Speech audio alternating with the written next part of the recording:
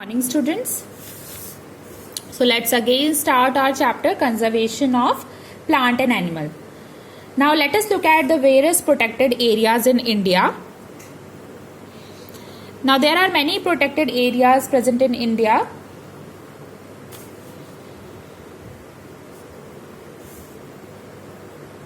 Now what are those protected areas?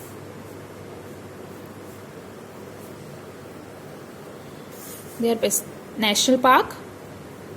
So what are national park and how exactly the conservation take place there? So first let us see what are the protected areas and then we'll explain everything in detail. Second is sanctuaries. So national park, sanctuaries and biosphere reserves. Now you will be surprised to know that in India, somewhere around 1970, there were five national park were existed. Only 5 national park existed. But then later in 1972 came up a Wildlife Protection Act, where more emphasis was given in the protection of animal, and after this 1972 Wildlife Protection Act, there are more national park will be created, and in 2012 there were 112 national park. 2012 112 national park were there. Now you have more than 100 national park in India itself. Some of the example of national parks are Bandipur National Park in Karnataka. Okay, Bandipur National Park. You also have Bagarkhatta National Park in Karnataka. You have Bandhargarh National Park in Madhya Pradesh. Okay, you have Dudhwa National Park in Uttar Pradesh. You have Desert National Park in Rajasthan. You have Great National Park in Gujarat, Hazaribagh National Park in Jharkhand, and Jim Corbett National Park in Uttarakhand or Uttaranchal. Okay, so these are just few examples of national park. You actually start with only 5 national park and now we have more than 100. Okay, and in most of the states of our country, everywhere you have national park. So good number of national park we have now. Now let us talk about wildlife sanctuaries. Wildlife sanctuaries, they specially take care of the animals. In short, the animals are being protected and they are stayed in that environment which is their natural environment. Okay, so these special protection is come up in the sanctuaries, and there are 515, a huge number of wildlife sanctuaries present in our country. Okay, so some of the wildlife sanctuaries are Badarkod Wildlife Sanctuary in Chhattisgarh, Salim Ali Bird Sanctuary, which is in Goa, Naina Devi, which is in Himachal Pradesh. Okay, Chilka Bird Sanctuary in Odisha. So similarly, as I said, there are 505 sanctuaries, 15 sorry, and they are all distributed in different states. Now we'll talk about biosphere reserve. They are comparatively larger than national park and sanctuaries both.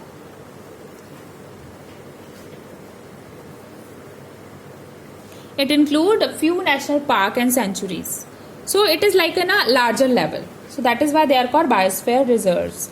So there are 18 biosphere reserves which are present in India. So some of the example of biosphere reserves are the Nilgiri Biosphere Reserve, which is present in Tamil Nadu, Sundarban Biosphere Reserve in West Bengal, So you would have heard about the Bengal tiger, famous tiger of Sundarban Biosphere Reserve. It is quite famous. You have Nanda Devi Biosphere Reserve in Uttarakhand.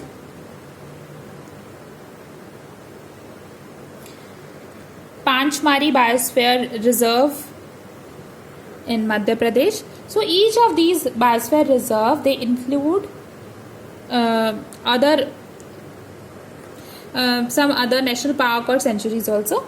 So it means it include other protected area also.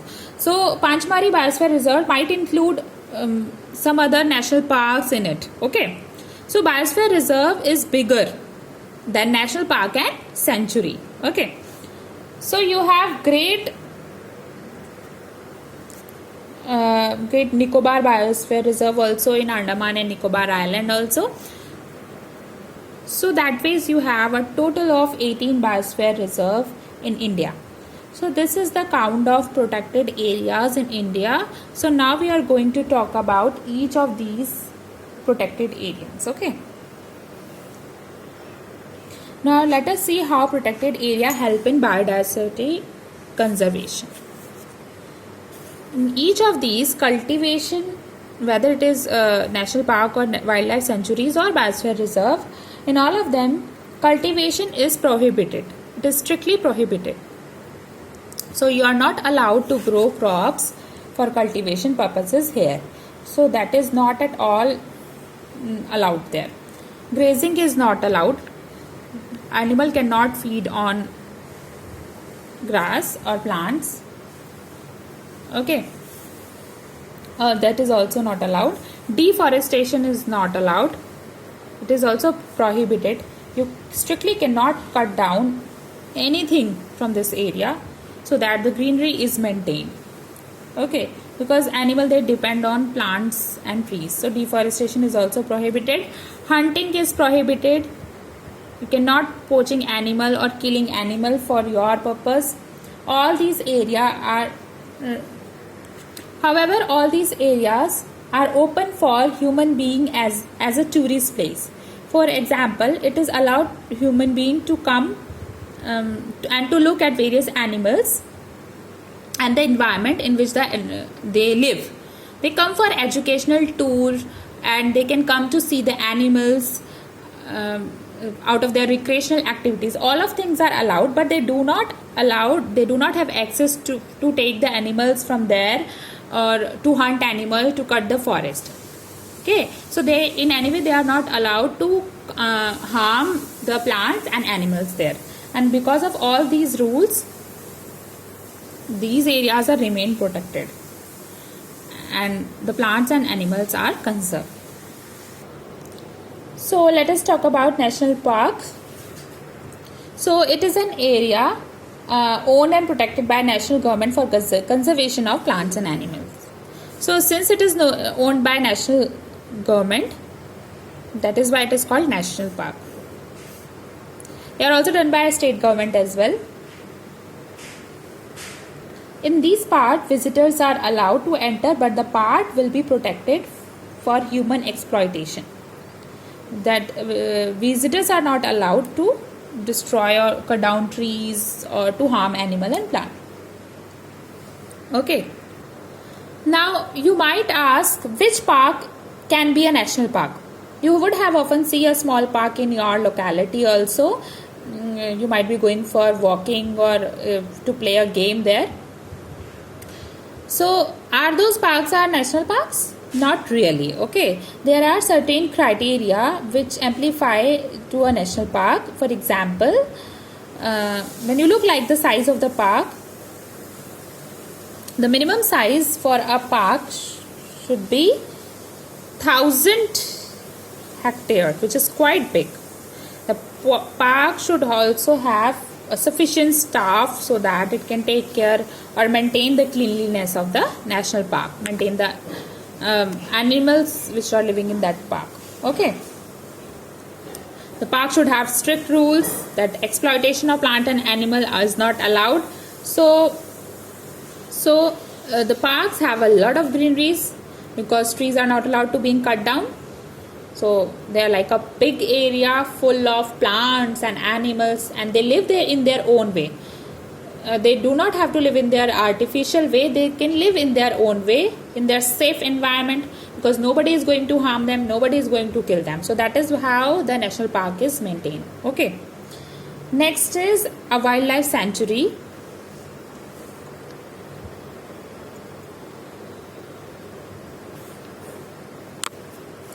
So area which provide protection to wildlife against hunting and predation. So that because a lot of animals that came by predation, some other animals sometimes they eat up the small animals, and that is how they finish completely. So therefore these sanctuaries provide a special protection to wildlife animals. So these are especially for the wildlife animals, and they also help the product to protect the endangered species that is already less in the number, or they are in virtue of extinction. So their number we have to protect them because they are going to be extinct. So every year, so the animals which are just 3 and 4 and in numbers, we have to protect them. So sanctuaries are there to protect, so that they give birth to a new animal, and how their number we are able to increase their numbers. Okay. Now sometimes there are some wildlife sanctuary which are also act as a rehabilitation place for the animals. It acts as a rehabilitation area for animals. So some animals which are injured or abandoned, these kind of animals are placed in the rehabilitation center, and they are nursed there. So that's how the wildlife sanctuary works. So now you're going to say that we are doing the same thing in national park and sanctuary. So what is the difference between the two? First when we talk about the similarity, yes, both of these are working toward the same thing, and that is the conservation of plants and animals. So biodiversity conservation is the goal of both the national park and sanctuaries. However, there is a few difference, because of which we have to separate both of them. One thing, so let us see how exactly a wildlife sanctuary and national park different from each other. So if you talk about wildlife sanctuary, it is owned might be by the government or by a private individual organization. Okay, so it depends. But with national park, the ownership goes to only government, national government or state government. In case of wildlife sanctuary, there is no physical boundary to restrict public access. That means it is not surrounded by boundaries. So you don't have anything like boundary, so that people can enter into it some other way. Okay, for some other way. But however, in national park there are restrictions. The people are not allowed to kill animals. There are some restrictions. They are not allowed to cause any sort of harm to animals or plants. Okay.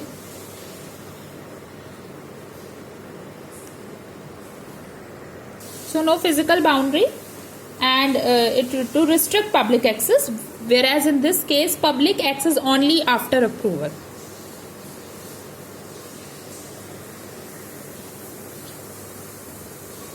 So for this you are allowed to take a tickets, and then you are able to enter the national park.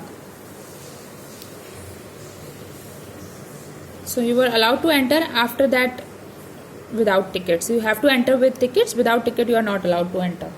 Okay. The aim of a wildlife sanctuary is to primarily protect animals, whereas in national park it protects plants, animals, as well as historic objects. For example, rock painting, rock shelter, these are evidences of historic human life. These are called historic objects. All those objects are being protected in the national park, so that the people can come and they can have some knowledge about the historic human life. Wildlife is large, whereas national park are larger with more diversity.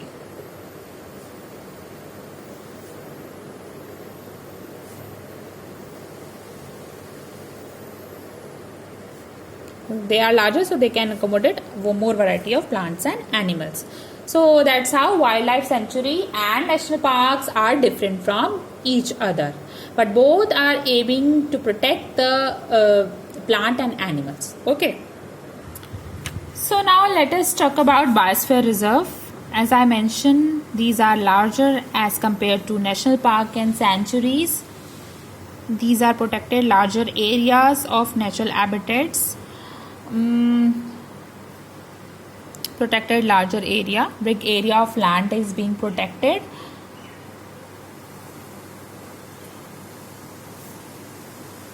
From hunting, poaching or deforestation, and all these things are not allowed in biosphere reserve as well. So these are so big that they include even more than one national park or sanctuaries, and they provide protection against protection to plants, wildlife, and also the human communities also. You would have often see that there are many tribal people who live within the forest area. So forest area a kind of biosphere reserve. So here these human community are also allowed to inhabit in these regions. So animals are protected and saved here. So they include other protected areas within it, like a national park and sanctuaries also. So let us take an example. Panchmari, present in the Madhya Pradesh. In Panchmari Valley, Panchmari Bioreserve, there are total area. The total area is very huge. It is around 1,217 acre around. Okay. So when we talk about national park, it has 1,000 of acre, 1,000 hectares. So this Panchmari Biosphere Reserve includes Satpura National Park also. That is one thing with it. Panchmari Biosphere Reserve includes Satpura National Park and Bori Sanctuary also. Bori Sanctuary is also a part of it, and it also include Panchmari Sanctuary. Okay. So it is also a part of. So these three things include in the Panchmari Biosphere Reserve. So again in Nanda Devi National Biosphere, Nanda Devi Biosphere Reserve, same again 2 or 3 national park or sanctuary included in one Biosphere Reserve, because Biosphere Reserve are very big, large area. Okay. Now we talk about flora and fauna.